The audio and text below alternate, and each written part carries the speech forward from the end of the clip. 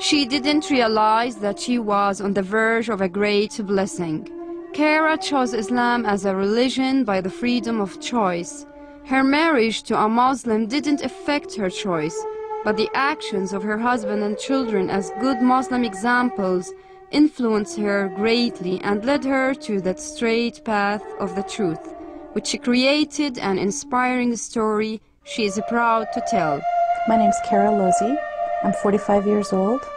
I'm from America, born and raised in America. I became a Muslim in 1993. Once we got married, I started learning about Islam little bit by little bit. My husband was, like I said, a very good example of Islam, of a good Muslim, and he never forced me or pushed me or anything like that. Unfortunately, he got very ill, and at the same time that he was in the hospital, there was an Islamic school that opened up, and some people came and told us about it, and he said, I want to put the children in the school. And because he was sick, I agreed to that, but I didn't want to put them into the school, not because I didn't want my children to be Muslim, but I was afraid that they would become Muslim and they would be this little unit of my husband and children as Muslims, and I would be an outsider. But I agreed because he was sick. But once I put them in the school, I can't believe how wonderful it was, and that school really showed me the beauty of the religion, not just the religious side of it, but also the way of life. Although Kara's heart was filled with the morality of Islamic beliefs, she still felt incomplete, so she went in search of a guidance that would fill the void. It was as if her life was a completed puzzle with one missing piece. Rejecting religious beliefs that discarded one another, she sought the Islamic beliefs as the best choice. My parents raised me as Christian, but at the same time they raised me like a Muslim. They used to always tell me, don't do this, don't do that, not because we say so, but because Allah asks you not to do it. So I think my whole life I was a Muslim, but I just didn't know how to find Islam. My father was Catholic, my mother Protestant. When my father married my mother, they excommunicated him from the Catholic Church.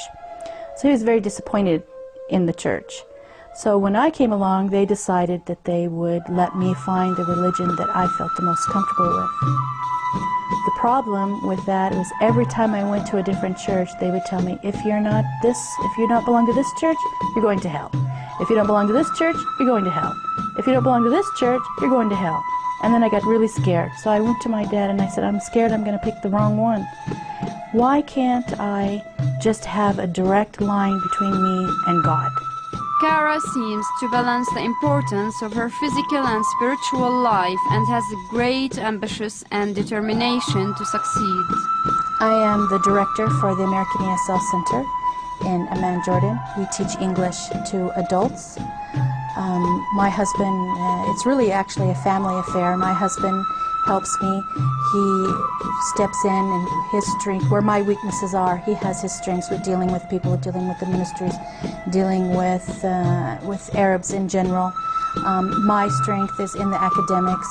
So we really work together as a family to promote our center, not only for teaching English, but also teaching understanding, tolerance, and patience between the two cultures.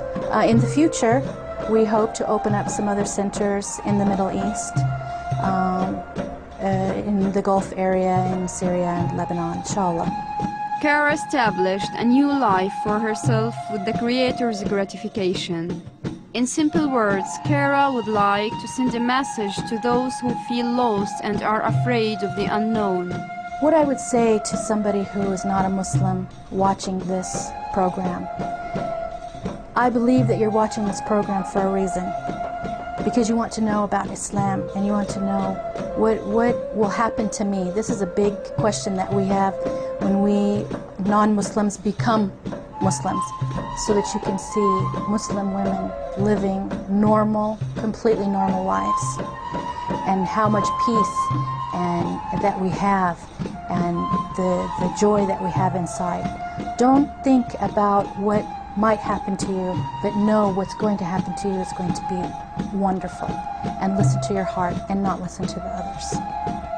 Striving to be as pious one can be, and fighting against one's own evil traits takes effort and is continuous and never ending for a Muslim.